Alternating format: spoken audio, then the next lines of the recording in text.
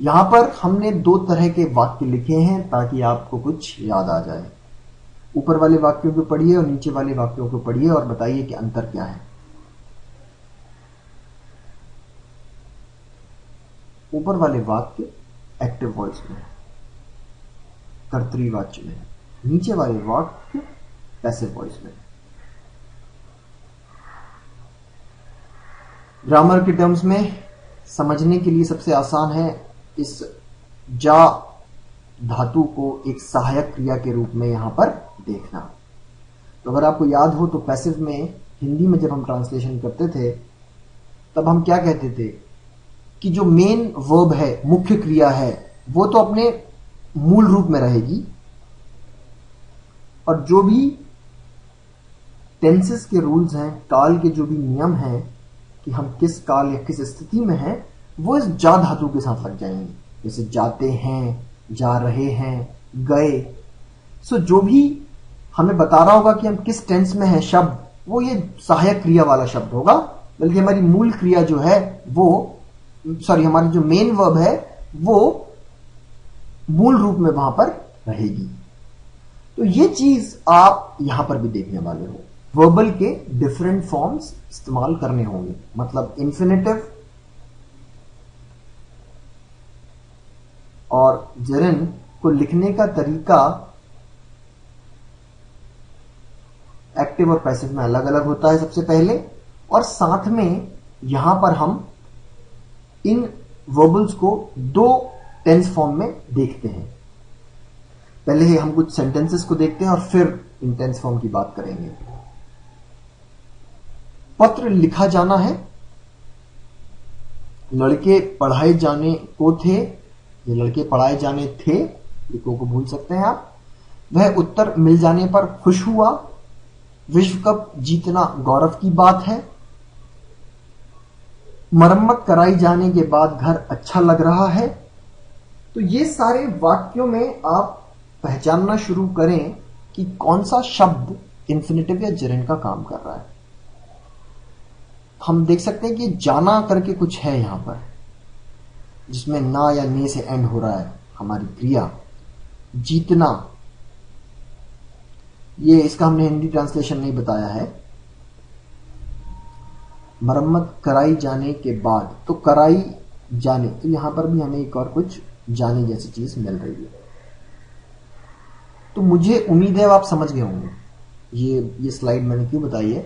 ये स्लाइड इसीलिए बताई गई है कि आपको बस ये याद दिला दिया जाए कि यहां पर भी जा धातु के साथ आप ना को देखेंगे जब वो पैसिव फॉर्म में होगा, और आपका जो मेन जो वर्बल जो मेन वर्ड है वो आप मूल रूप में देखेंगे। सो यहां पर पत्र लिखा जाना है, इसमें ये जो लिखा जाना शब्द है, ये दोनों शब्द जो है इंफिनिटिव के काम कर रहे हैं। ये दोनों शब्द मिलके यहां पर हमें एक सहायक क्रिया लगानी पड़ रही है ना के साथ। जैसे कि हमने पीछे देखा था कि क्रिया प्लस करना भी एक इंफिनिटिव होगा, वैसा ही यहां पर क्रिया का मूल रूप प्लस जा धातु के साथ ना या ने बताएगा कि आप पैसिव में हैं, कि आपका जो इंफिनिटिव है वो पैसिव फॉर्म में है। इसको लिखने का तरीका भी अलग होगा। ट्रांसलेशन करेंगे सीधे शब्दों का। पत्र, अ लेटर, है इज, और लिखा जाना के लिए हम लिख रहे हैं टू बी रिटन। लड़के पढ़ाए जाने को थे, boys were to be taught, तो लड़के पढ़ाए। तो पढ़ाए जाना जो है ये हमारा इंफिनिटिव है। को आप देखेंगे कहीं कहीं मिलेगा, कहीं कहीं नहीं मिलेगा, लेकिन जैसे ही आप ये ना या ने देख लेंगे और जा धातु के साथ या फिर मुख्य क्रिया के साथ ना या ने देख लेंगे तो इस को आप भूल जाएंगे। इसके लिए आपको ट्रांसलेशन या किसी प्रीपोजिशन को देखने की जरूरत नहीं है। Boys were to be taught, यहां पर लड़के बॉयज हो गए, थे वर हो गया, पढ़ाए जाने के लिए हम टू बी टॉट का इस्तेमाल कर रहे हैं। ये रिटन और टॉट जो है ये किस वर्ब फॉर्म में है? ये थर्ड फॉर्म ऑफ वर्ब है ना, ये थर्ड फॉर्म ऑफ वर्ब है। तो इतना ये तो कॉमन सी बात हो गई है। सो यहां पर हम देख रहे हैं कि हमने पहले जो पढ़ा था वो तो था कुछ टू प्लस बेस फॉर्म, लेकिन यहां पर जब हमने इसी का पैसिव वॉइस में स्ट्रक्चर देखा तो वो हो गया टू बी प्लस थर्ड। तो सबसे पहले तो ये एक अंतर हुआ है। हिंदी में मूल क्रिया या बेस फॉर्म ऑफ वर्ब के साथ जाना जाने जैसी चीज दिखाई पड़े तो समझ जाइएगा कि हम पैसिव वॉइस में पहुंच गए। वह उत्तर मिल जाने पर खुश हुआ। He was happy on being answered. तो फिर शब्द मिलाते हैं ही, वह, उत्तर आंसर से रिलेशन है कुछ, पर, ऑन, खुश हुआ, वॉज हैप्पी। सो यहां पर उत्तर मिल जाने के लिए हम बीइंग आंसर्ड का इस्तेमाल कर रहे हैं। ये जेरेंड को पैसिव फॉर्म में लिखने का तरीका है। उत्तर मिल जाना, उत्तर मिलना का पैसिव फॉर्म है, जिसके लिए हम बीइंग, तो जो आईएनजी था ना वो यहां पर आ गया, इस बी के साथ आ गया है। जैसे यहां पर टू बी आ गया था, यहां पर बी के साथ आईएनजी आ गया है।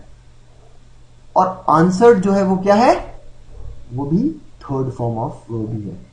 तो खैर इसके रूल्स मैंने नेक्स्ट स्लाइड में कर रखे हैं हाईलाइट। अभी आप देख लीजिए कि आपको ये सारे शब्द काफी दिखाई पड़ते हैं। टू बी मतलब to be plus third form of verb, being plus third form of verb, तो वो हमारे इन्फिनेटिव या जेरेंड के पैसिव फॉर्म्स होते हैं। अब नीचे देखते हैं, विश्व कप जीतना गौरव की बात है। ये भी क्या पैसिव फॉर्म में है? विश्व कप जीतना, ये तो जो है यहां पे जाना जैसा तो कुछ दिख नहीं रहा है, मतलब ये एक्टिव फॉर्म नहीं है। तो यहां पर हम ये क्यों दिखा रहे हैं, और इसको हमने जो लिखा है वो क्या लिखा है, to have won the world cup is a matter of pride. तो यहां तो जीतने के लिए हमें क्या इस्तेमाल करना था, अब बताइए, टू विन करना था, है ना, to plus base form of verb, but यहां तो हम कुछ और इस्तेमाल कर रहे हैं। ये हम पहुंच गए हैं परफेक्ट टेंस में। जैसा कि मैंने बताया, एक्टिव पैसिव तो होगा ही होगा, साथ में इन दोनों वॉइसेस के लिए हमारे पास दो टेंस फॉर्म होंगे, present, perfect.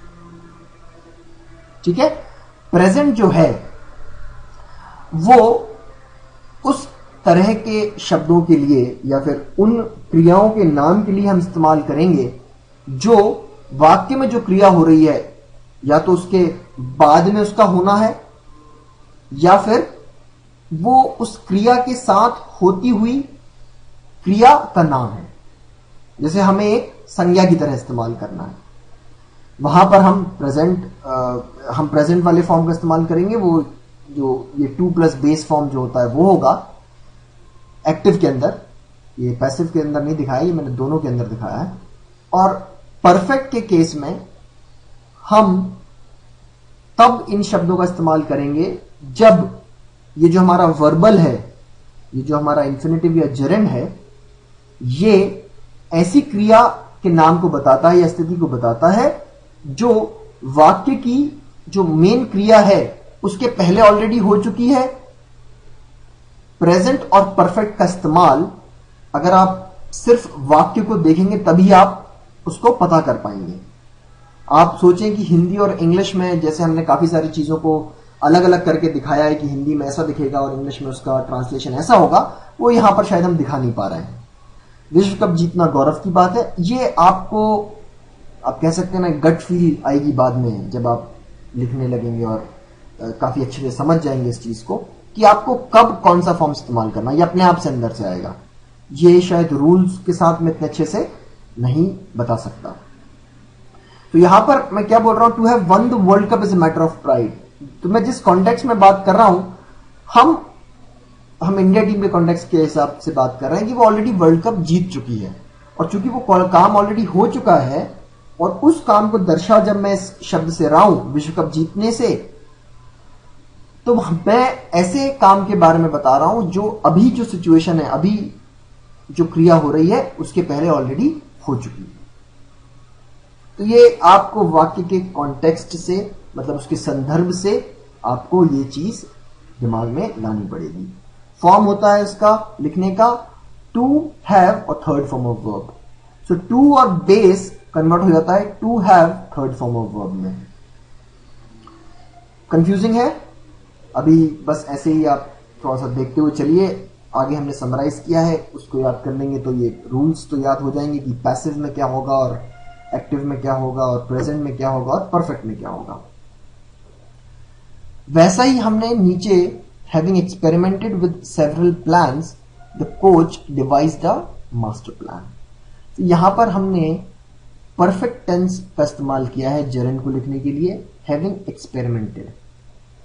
So to have won जो आया था, टू हैव और थर्ड फॉर्म ऑफ वर्ब, वो इन्फिनिटिव का परफेक्ट फॉर्म था। वैसा ही हमें जेरेंड का परफेक्ट फॉर्म भी मिलेगा जिसमें हैव के साथ हम आईएनजी लगा देंगे और थर्ड फॉर्म ऑफ वर्ब इस्तेमाल कर देंगे। So having experimented with several plans the coach devised a master plan. Coach ने बहुत सारे प्लान्स के साथ एक्सपेरिमेंट करने के बाद एक मास्टर प्लान डिवाइस किया, मास्टर प्लान बनाया।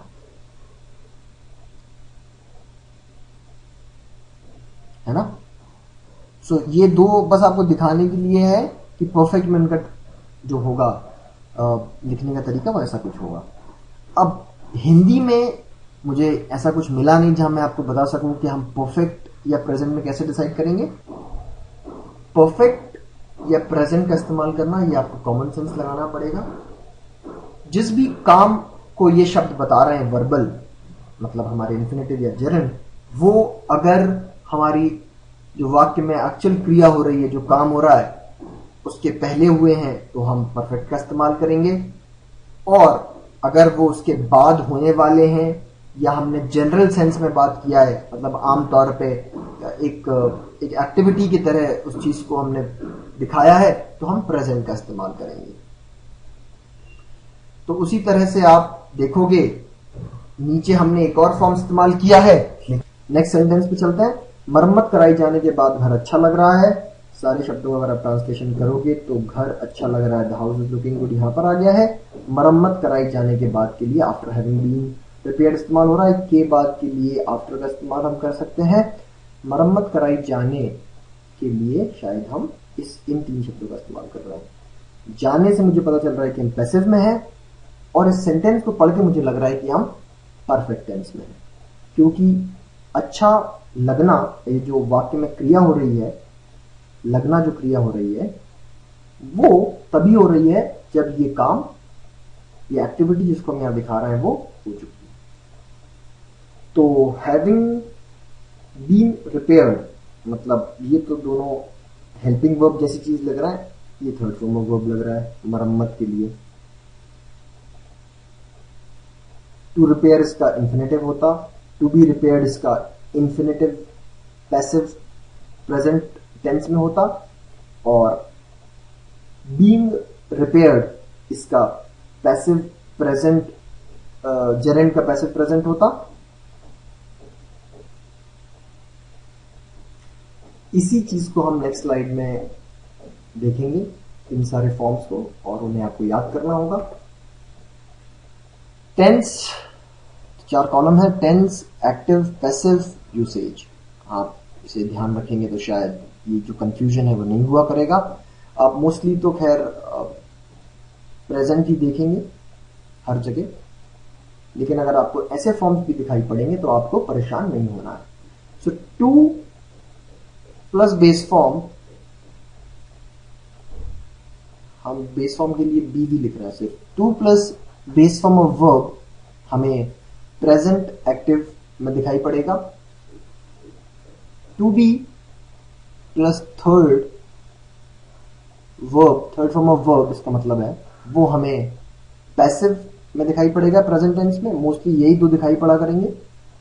Perfect tense, to have seen, मतलब to have plus third to have been seen, ये हमने एग्जाम्पल में नहीं बताया था वहां पे, बट अगर पैसिव में हमें परफेक्ट टेंस का इस्तेमाल करना है तो फिर ऐसा कुछ होगा, to have been plus third verb. Usage देखिए, सेम टाइम एक्शन और action later than the verb, action earlier than the verb, verb जो क्रिया हो रही है, और ये जो हमारा वर्बल है जो किसी एक्शन का नाम है या किसी एक्शन को बता रहा है, वो इस क्रिया के संदर्भ में कहां हो रहा है इस पर डिपेंड करेगा कि हम प्रेजेंट का इस्तेमाल करेंगे या परफेक्ट का। Action earlier than the verb मतलब वर्बल वाली एक्शन वर्ब के पहले होती हुई दिख रही है या बता रहे हैं, तब परफेक्ट होगा। अगर वही एक्शन क्रिया के बाद में होता हुआ कुछ नजर आ रहा है या कोई एक्टिविटी होती हुई नजर आ रही है, इसका नाम हम वहां पे ले रहे हैं, तो वो प्रेजेंट में रहेगा। जरन के केस में देखते हैं क्या क्या होता है। बेस बीवी प्लस आईएनजी साथ में, being plus third, having third, having been third. Same बात जो ऊपर वाली है वैसे भी इंफिनिटिव और जेरेंड में हमें हिंदी में तो अंतर पता नहीं चल रहा है, तो ये चीजें सब सेम रहेंगी, यूसेज, प्रेजेंट, परफेक्ट, बस इनका फॉर्म चेंज हो जाएगा। और ये किस क्रिया के साथ इस्तेमाल होंगे ये हम आगे देखेंगे कि कब हमें इंफिनिटिव का इस्तेमाल करना है क्रियार्थक संज्ञा के लिए, या कब हमें जेरेंड का इस्तेमाल करना है क्रियावाचक संज्ञा को बताने के लिए। तो वो आगे देखते हैं।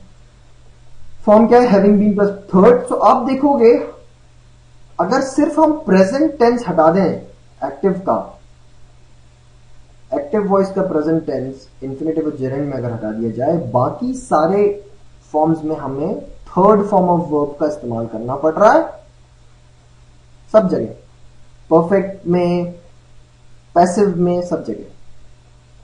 सिर्फ एक्टिव वॉइस का प्रेजेंट टेंस को आप छोड़ो, जो बेस फॉर्म्स हमने पढ़े हैं, आप इनको इंफिनिटिव का बेस फॉर्म मान सकते हो, इन दोनों शब्दों को, इसको जेरेंड का बेस फॉर्म ऑफ वर्ब मान सकते हो।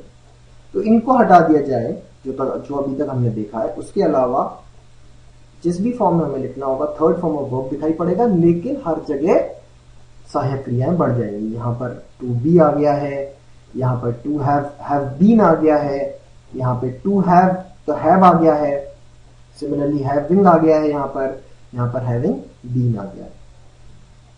इसे पॉज करो, खुद लिखो, 4-5 बार लिखो, तब जाके याद होगा। और जब भी ये शब्द आप न्यूज़पेपर पढ़ते समय या किताबें पढ़ते समय दिखाई पड़े, तुरंत इनका मतलब दिमाग में बिठाइएगा कि इनका इस्तेमाल क्यों हो रहा है वहां। ये सबसे इंपॉर्टेंट स्लाइड है, और ये वो मैं बात कर रहा था कि हमें कैसे पता चलेगा कि हमें इंफिनिटिव का इस्तेमाल करना है या जेरेंड का इस्तेमाल करना है। तो इस टेबल को याद करना तो समझदारी नहीं होगा, क्योंकि वैसे काम होगा नहीं। ये सिर्फ आपको एक थोड़ा सा कॉन्फिडेंस दिलाने के लिए है कि चीजें स्ट्रक्चर्ड हैं, आप अगर इनको ध्यान में रखेंगे तो शायद आप सही लिखेंगे। ये आपको पढ़ने से ही आएगा, प्रैक्टिस करने से ही आएगा। और प्रैक्टिस का मतलब प्रैक्टिस एक्सरसाइज करने से नहीं होगा, आपको किताबें, नॉवेल्स, न्यूज़पेपर, इंग्लिश में जितना हो सके उतना स्टैंडर्ड मटेरियल पढ़ना होगा। आप पॉज कीजिए, इनकी लिस्ट बनाइए, दीवारों पर चिपकाइए, शायद आपकी कुछ मदद हो। लेकिन जैसा कि मैंने कहा कि जितना ज्यादा आप पढ़ेंगे उतना जल्दी आप ये चीजें सीखेंगे। सो यहाँ पे पॉज कीजिए और इसका लिस्ट बनाइए। सिमिलरली ऐसी एक और लिस्ट हम आपको बता रहे हैं आगे जेरेंड के लिए। सो इन शब्दों को अगर आप दिमाग में रखेंगे तो आपसे गलतियां कम होंगी, और जैसे ही आप पढ़ते समय इन शब्दों को नोटिस करें और इनके साथ जेरेंड इस्तेमाल हो रहा है इस चीज को नोटिस करें, तो उसको भी दिमाग में बैठाइए। कुछ एग्जाम्पल्स हम पहले भी दिखा चुके हैं, सिर्फ ऐसे ही आपको रिकॉल करवा रहे हैं। To find fault is easy, गलती निकालना आसान है। He likes to play cards, उसे ताश खेलना अच्छा लगता है। शी वॉन्ट्स टू गो, वह जाना चाहती है। How to translate is an art, अनुवाद करना एक कला है। So so how to translate, इन इस पूरी चीज का ट्रांसलेशन अगर आप इसको देखेंगे तो वो अनुवाद करना होगा। ये एक एक्सेप्शन है कि जहां पर हम जानना या बताना या अपनी क्वालिटीज को बताना चाहते हैं या फिर कुछ किसी एक्सपर्टाइज को, मतलब कोई चीज जो आपके अंदर स्पेशल है उसको दिखाना चाहते हैं, जैसे खाना बनाना, तो वहां पर आप इंफिनिटिव के साथ हाउ ऑटोमेटिकली जोड़ देंगे। नेक्स्ट स्लाइड में इस चीज को दिखाया गया है, यहां पर हम बस आपको एक बार यूं ही दिखा दे रहे हैं। What to do is not decided, क्या करें निश्चित नहीं है। तो हमने शायद पहले भी कभी बात की थी कि कहीं कहीं हमें इस तरह के शब्द भी दिखेंगे जहां पर ना से एंड नहीं हो रहा होगा, लेकिन कर या करें जैसा कुछ दिखाई पड़ रहा होगा, वहां पर भी हमें इंफिनिटिव का इस्तेमाल करना होगा। ये जो कर वाली चीज हमने यहाँ पे आपको दिखाई है, इसलिए दिखाई है क्योंकि ऐसे शब्द आपको जेरेंड में बहुत सारे मिलने वाले हैं, लेकिन उनका इस्तेमाल एडजेक्टिव की तरह होगा। तो वो जब हम पार्टिसिपल में जाएंगे वहां पर इस तरह के शब्दों के साथ डील करेंगे, बट कहीं कहीं हमें इंफिनिटिव में भी ऐसी स्थिति नजर आएगी। ये हमने कुछ एक्सेप्शंस लिखे हैं इंफिनिटिव के, जो कि मेनली हाईलाइटेड है इस हाउ के ऊपर, जो एक एग्जांपल पहले दिखाया था। अगर किसी काम को करने का तरीका, मेथड या मैनर हम बता रहे हैं और वो हमारे वर्बल से पता चल रहा है, क्रियार्थक या क्रियावाचक संज्ञा से पता चल रहा है, तो हम उस इंफिनिटिव के पहले हाउ जोड़ देते हैं।